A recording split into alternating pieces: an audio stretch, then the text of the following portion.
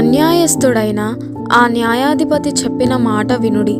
దేవుడు తాను ఏర్పరచుకొనిన వారు దివారాత్రులు తన్ను గూర్చి మొరపెట్టుకొనుచుండగా వారికి న్యాయము తీర్చడా? లూకా సువార్త 18వ అధ్యాయము 6-7 వచనములు. దేవుడు ఏర్పరిచిన సమయం నీ ఇష్టానుసారంగా ఉండదు. కాబట్టి చెకుముకి రాయిని మొదటిసారి కొట్టినప్పుడు నిప్పురవ్వలు రాకపోతే మళ్ళీ కొట్టాలి. దేవుడు ప్రార్థనలను వింటాడు. అయితే మనం ఊహించుకున్న సమయంలో ఆయన నుండి జవాబు రాకపోవచ్చు. వెదికే మన హృదయాలకు ఆయన తన్ను తాను కనబరుచుకుంటాడు.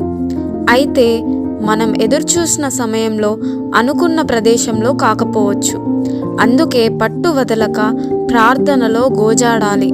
వెనుకటికి చెకుముకి రాతితో నిప్పు రప్పించడం, ఆ తర్వాత గంధకంతో చేసిన అగ్గిపుల్లతో నిప్పు పుట్టించడం చాలా కష్టమయ్యేది. పదే పదే గీసి చేతులు నొప్పి పుట్టేవి.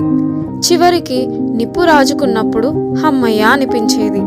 పరలోకానికి సంబంధించిన ఈవుల విషయంలో కూడా మనం ఇంత పట్టుదలగా ఉండవద్దా?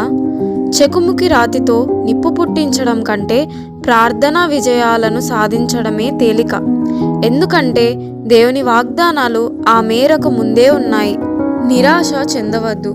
దేవుడు దయచూపే సమయం తప్పకుండా వస్తుంది. మనం నమ్మకం ఉంచగలిగిన సమయం వచ్చిందంటే మన మనవులు నెరవేరే సమయం కూడా వచ్చేసిందన్న మాటే. విశ్వాసంతో అడగండి, తొట్రుపడవద్దు. నీ రాజు జవాబివ్వడం ఆలస్యం చేస్తున్నాడని విన్నవించుకోవడం చాలించవద్దు. చెకుముకి రాతిని మళ్ళీ మళ్ళీ గీస్తూ ఉండండి. నిప్పు రవ్వలు రేగినప్పుడు బొగ్గుల్ని సిద్ధంగా ఉంచుకోండి. మంట రావడానికి ఇక ఆలస్యం లేదు.